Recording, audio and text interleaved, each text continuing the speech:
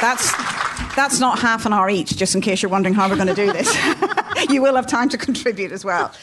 Right, well, I want to start with saying, well, this phrase, the new sexism, it's like maybe did we ever not have sexism and suddenly it's new again or something? Well, just to clarify, I think the term new sexism is because we're talking about a development that maybe looks a bit different, and why is it? And I want to identify what makes anything new about the sexism we're experiencing today compared to just good old-fashioned sexism that's been around for a very long time. And I think some of the difference is because it comes after decades where women are meant to have had it all, aren't we? We are represented in layers of society that there wouldn't have been women 100 years ago. We have got jobs that women may have been barred from by law or perhaps just by tradition over a couple of generations ago. And so much so, in terms of how far we've come and the gains that we've made, that some people think that not only do we have it all, but we got too much. Don't they? I mean, there is people who think we live in a post-feminist society because really all of that women's rights stuff was fine for the 1970s, but now, hey, you don't need it. We're living in this society. And I mean, there's plenty of people complain. I don't know if people remember Michael Burke, the journalist, who said that masculinity had gone out of fashion, and he was really pissed off because there was too many women in the media, too many women in the BBC and Channel 4 and everything else. Well, I don't think so, do you? I mean, do you think we're complaining that there's too many women who are high profile? Apart from, the people that want to do all the sort of the pundits who want to talk about what the wives of the politicians are wearing, which shoes they're wearing today and all the rest of it. Really women in the media aren't necessarily, all powerful, that Michael Burke is getting his knickers in a twist. I think we should say that really male chauvinist pigs should have gone out of fashion a long time ago, people like him. The fact he's got the confidence to say something like that today shows that there is people who think that there is time for a shift change, time to keep these women down. But I think the key thing about the new sexism is that actually some of it absorbs and has assimilated some of the history of struggle, of the language, of the aspirations, of struggles of women to have independence, to have sexual liberation, to be an independent woman. And therefore you have a situation where really, for one of the greatest fights, part of the women's liberation movement was the fight for sexual liberation, for women to have sexual confidence, to assert themselves, to assert their desires, to not just be a mere object for somebody else. And actually what the new sexism and what some other authors have called the raunch culture or pornification of popular culture or whatever they've said is actually, it is in a way that us challenging the idea that we're just more than mere objects for other people's desires, it's turned this desire and this liberation into something that's become its opposite.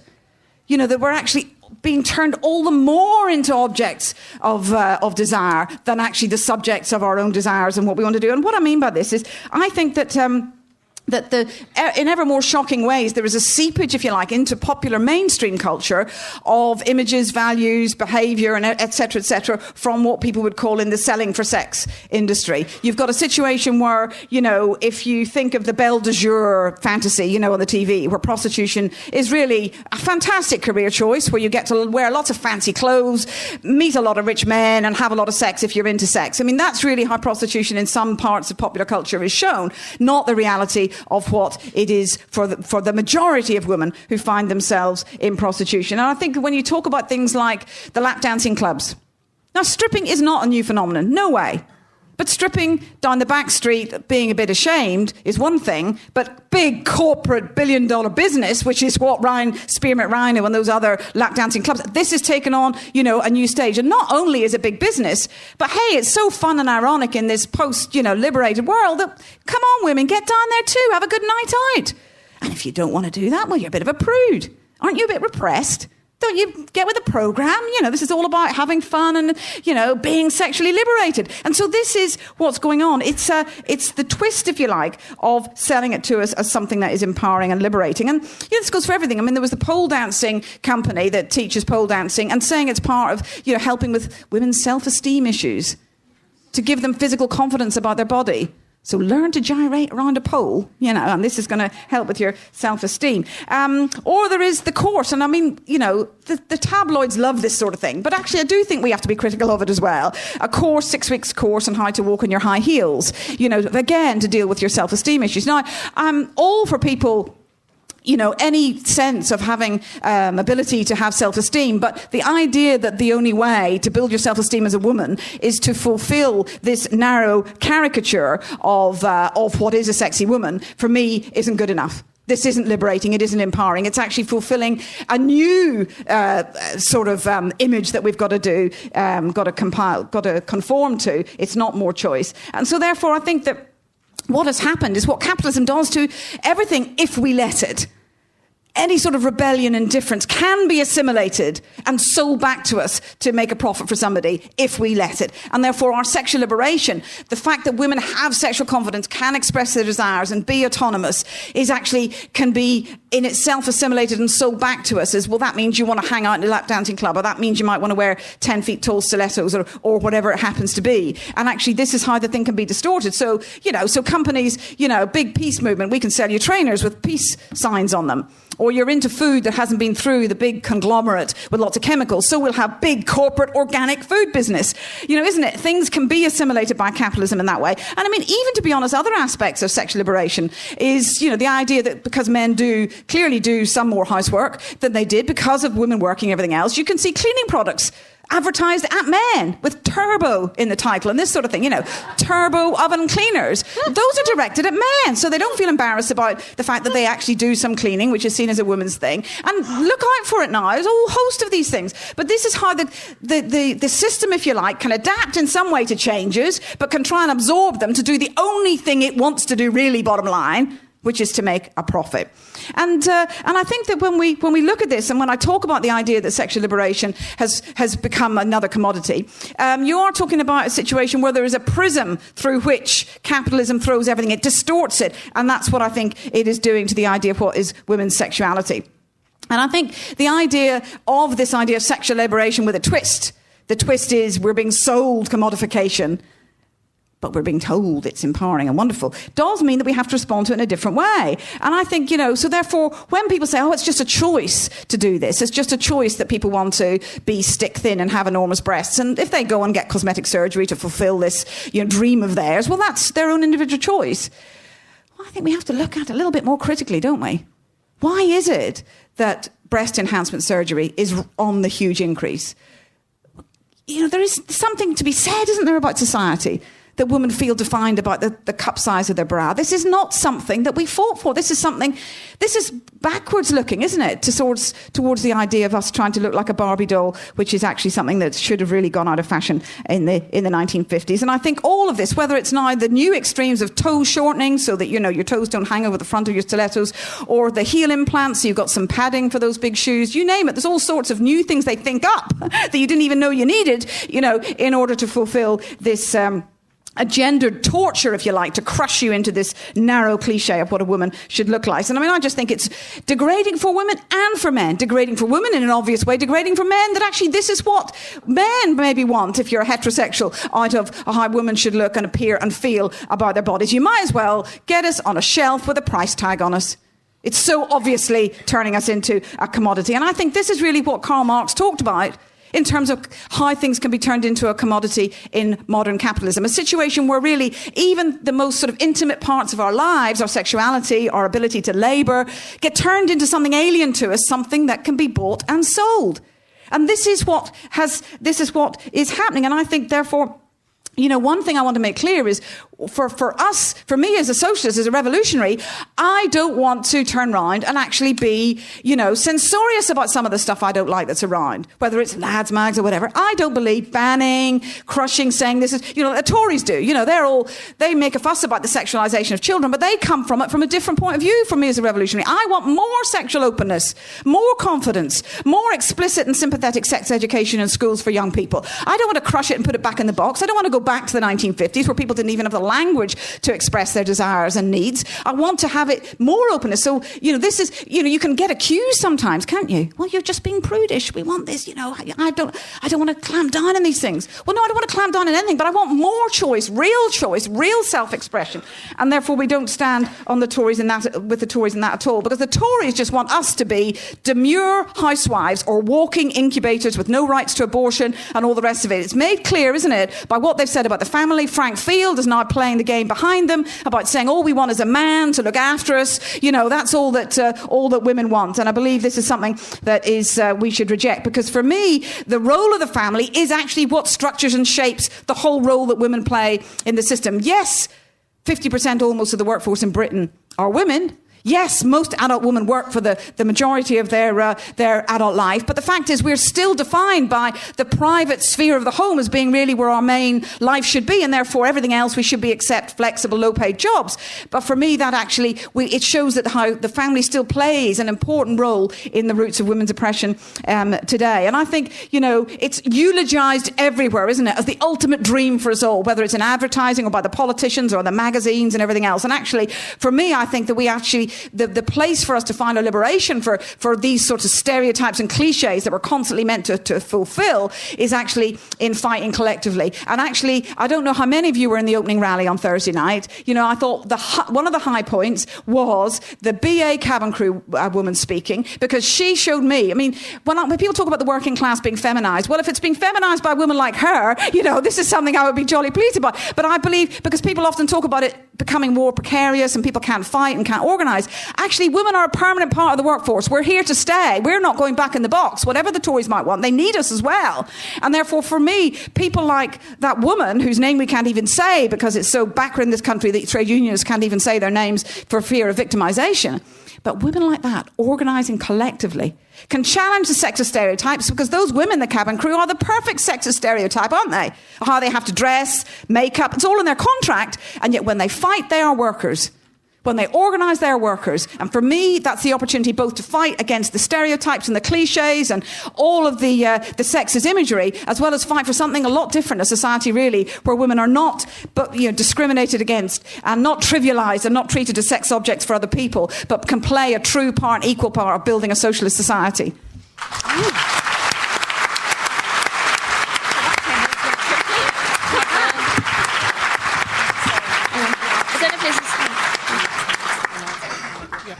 Sorry, I just need to make a quick announcement.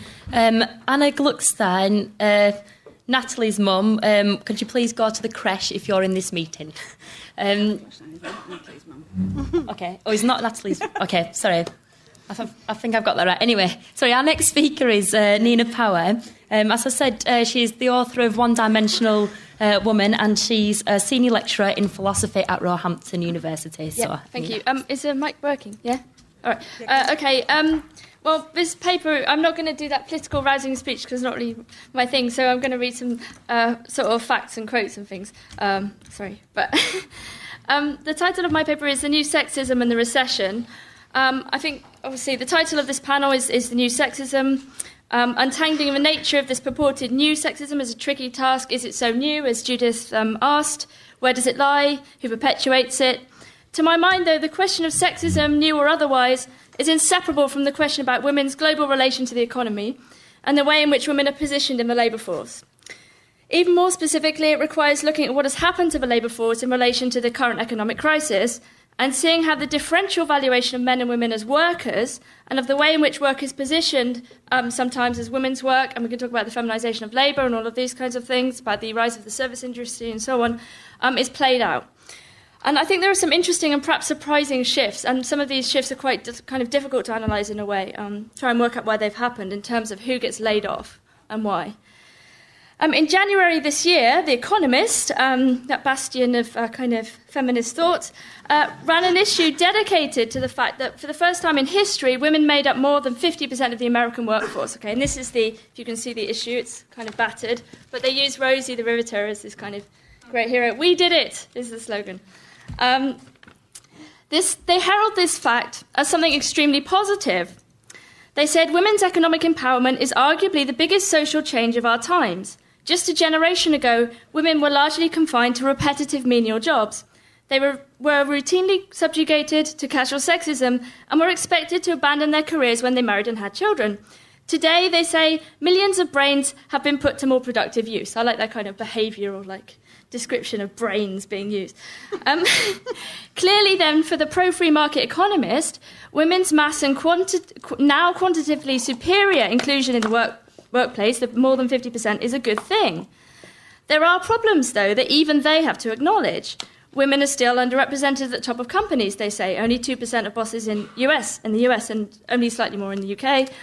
They are paid significantly less, as we know. They further point out that, quote, juggling work and child rearing is difficult. But they say there are plenty of cheaper, subtler ways, other than using the state to help them out, in which governments can make life easier for women. They could close schools at midday, thus allowing women to pick up their kids in the afternoon and somehow work as well. The US could introduce, they say, a useful and humane length of time for maternity leave. Whilst The Economist is purporting to look at the bigger structural picture, there are, not surprisingly, a series of questions left over and unanswered. We have the obvious assumption underlying their piece that women must still, nevertheless, be responsible for childcare or be the primary carer, even as their entry into the workplace is to be celebrated, not least because they are paid, quote, significantly less. We have the awareness but not the exploration of the central contradiction between production and reproduction. Children are seen as a problem to be dealt with by shorter hours at school, for example, but do not necessitate any more significant reflection on the central and contradictory demands of capitalism, namely the long-term demand for the replenishment of the workforce combined with the desire not to pay for it in the short term. We can see the most tragic examples of this kind of contradiction in the way in which richer countries can cherry-pick the employees they want, doctors, nurses, engineers, and so on, men and women, from poorer countries, whilst leaving those countries bereft of homegrown talent that those countries have invested by educating them in the first place. The asymmetry of capitalism pays no heed to the specific demands of individual countries if it can use differential pay to cross boundaries, whilst simultaneously relying on a nationalist and racist rhetoric of anti-immigration and quotas when from time to time the economy shrinks. Back to women. We think of women's mass entry into the workforce as a positive thing, because we believe it allows women to have greater political and social power. This is absolutely true. Certainly we cannot go backwards, as Judith said. We now know, for example, Marx and Engels talked about this, that women do not have any natural domestic role to play. Women do not have a natural position. There is no natural role at all, in a way.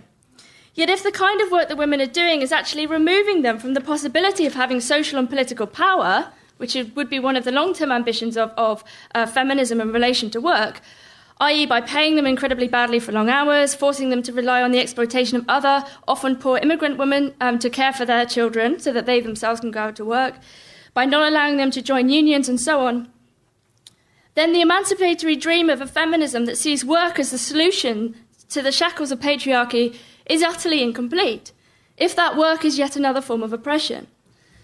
We do not resolve or take apart the model of the patriarchal breadwinner by adding women to the roster, making both partners in a couple work for the same or less money than would have been the case several decades ago with a single breadwinner. If there is indeed a so-called man session, that's a lovely word, a man session taking place in the US at least, okay, so the idea that more men are being laid off than women, it is not simply because the kind of work that men and women tend to do have been disproportionately affected by the economic downturn. Okay, so this is the argument that, for example, building work slows massively as the housing market collapses, and this disproportionately affects men because men are more likely to be builders and that sort of thing. It's also in part because employers know they can pay women less, particularly if they don't have pesky European things like maternity pay to worry about.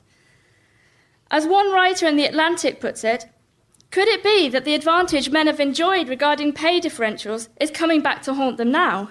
Women have been making around 78 cents to every dollar men make, holding experience and actual job constant. In a recession where cost-cutting is at a premium, it makes good economic sense for companies to cut the higher cost, equal-performing employee. So given the historic and ongoing pay differential between women and men, men are getting cut at higher rates. This is not emancipation for anyone, clearly. It is a race to the bottom in which everyone loses, men and women. And I think this is the sort of crucial point, that capitalism can selectively remember when men and women are women. It decides when it's useful to describe them in that way. 3 minutes, that's perfect. On the cultural level, we've witnessed a kind of backlash against the kind of work hard, play hard image of the woman that emerged in the 90s, the idea of the ladette. Clearly, there's a class dimension here as well, a fear of a kind of drunken, unconstrained working-class woman who's kind of sexually libertarian or whatever. But there's also a broader kind of disapproval. You can join the workforce, but don't spend your money in a way that makes your sex vulgar. The feminine supplement the so-called pinkification or princessification, if that's even really a word, the princessification of young girls in particular can be seen in some sense, I think, as a way of warding off the fear of female achievement, total female achievement. You can get top grades and top jobs, but for goodness sake, act nicely about it. Don't frighten the horses and so on. Crush your enemies, pamper yourself. Sorry, I don't know why I wrote that. I think it's extremely important, though, that we place these cultural shifts and these kind of like cultural backlashes in the wider economic context and work out what role they play vis-à-vis the shifting patterns of male-female employment, particularly in a time of economic crisis and recession. Far more importantly, to my mind, than sort of ghettoised questions of pornification or hypersexualisation or even debates about sex work, although they are important, my worry here is that if you just focus on those kind of questions of sexuality and so on, that it becomes a kind of moral and aesthetic question and not a political and economic question and not a global contextual question.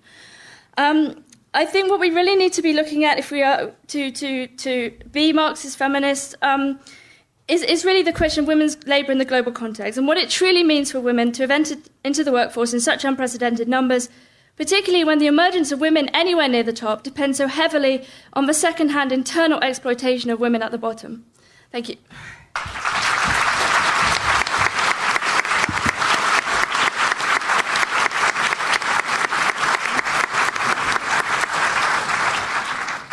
Okay, our third speaker is Hester Eisenstein.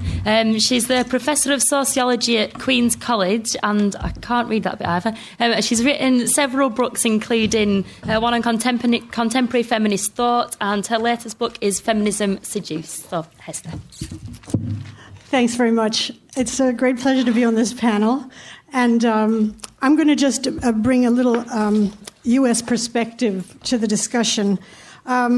And what just caught my eye in preparing for today was an article that appeared in the New York Times in, I think it was June 14th this year, by a guy named Ross Douthat, D-O-U-T-H-A-T.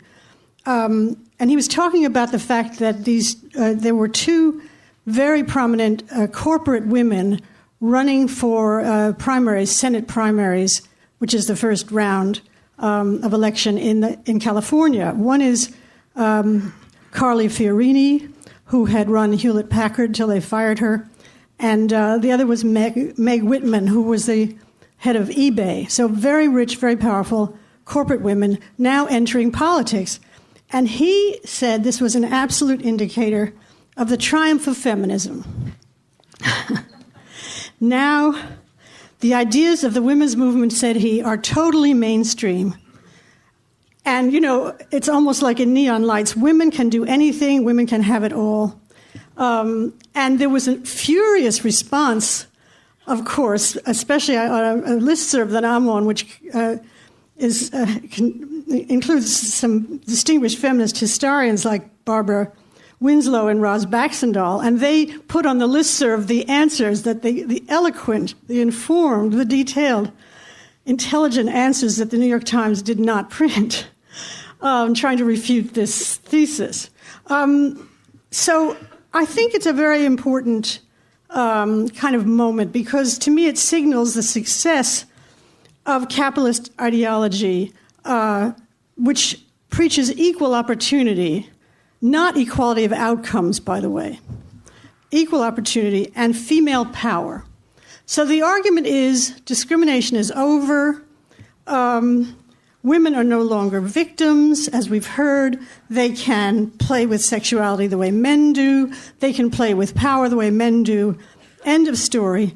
And so this notion that this kind of entry of powerful corporate women into the political process signals the end of any need to fight discrimination against women. So, and of course, this signals a certain kind of feminism which is devoid of any critique of the status quo. It's very celebratory.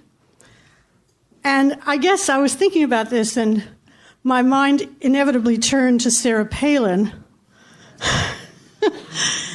Why does everybody laugh when you say Sarah Palin? It's like automatic, right? And I think because encapsulated in Sarah Palin a lot of very interesting contradictions. So she now is running around. As you know, she was governor of Alaska, but she got tired of it after she wasn't elected vice president, thank the Lord. And so now she's become a poster girl for the Tea Party, which is our new political phenomenon on the right.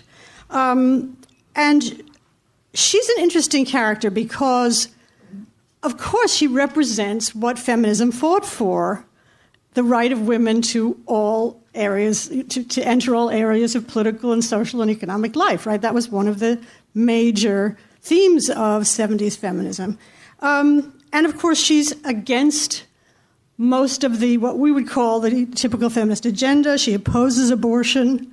And actually, she has chose to give birth to a Down syndrome child, which in a certain way shows a lot of courage rather than have an abortion. But she uses that then to beat everybody else over the head if they choose to take a different path. And she represents also a certain kind of dialed-up Reaganism, if I can put it that way. And the argument is the state should take a back seat to business, to the market, to the free market. So it's a quasi-libertarian position, which always fascinates me. People run for office trashing the state, you know. It's a kind of a contradiction. But I guess they're running for office to get elected and then limit the role of the state, except for their job. So it's a neoliberal position, all power to the market. And it's the Tea Party people say amazing things. I don't know if you follow it over here, but it's pathologically anti-state. Anti-government intervention, anti-anything Franklin Roosevelt ever did. And my favorite thing, people walking around with posters during the big debate about healthcare. You know, we had this convulsive debate about healthcare recently, and my favorite poster was, "The government should keep their hands off my Medicare." Now, Medicare, is a government program which was brought in, an extension of healthcare that was brought in by Lyndon Johnson in the 60s. So isn't that wonderful? Government should keep their hands off my Medicare. Incredibly ignorant, contradictory, but there's something there. It's galvanizing a certain level of the electorate. Now, you know that when Obama won his health care bill, it was by catering to preserving the near monopoly power of health insurance companies. Ironically, seen as unwarranted extension of state power, even though it was a total rejection of anything like what you have here or they have in Canada or in France or even in Australia, it really just enshrines the power of the insurance companies. And yet it was fought tooth and nail as the state moving too much into our lives. So I think that to go back to what has capitalism done to feminism, it's really no surprise that capitalist ideological forces have had such success in reshaping the original ideas of women's liberation. I mean, after all, this is what they do full time. But what I want to specify here, and picks up a little bit of what previous speakers said, is that when the central demand of the women's movement for paid work was accommodated by corporations seeking women's cheaper labor, that demand was effectively divorced from those other demands that would have led to more fundamental change. And just to give you a brief list, universal free child care, an end to sexual violence, rape, incest, battering, an end to militarism and war, an end to the possibility of sexual self-determination, an end to the objectification of women and other oppressed people, and most fundamentally, an end to hierarchies of race, class, gender, and so forth. So the selective acceptance, of this one demand, which met the needs of corporations for a whole new reserve army of labor, both in the developed world and in the global South, leads to a new level of sexual exploitation, from low-wage, insecure jobs to maquiladoras or sweatshops to massive trafficking in women, which is such an incredible increase in recent years. And so I think that we have to see this clearly and say, yes, we want to hold on to that. I'm not suggesting, with the other speakers, yes, I'm not saying let's go back to the kitchen. Obviously, entry to paid work represents independence, represents choice for women.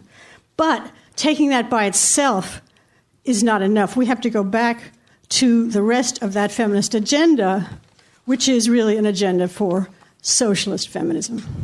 Thank you.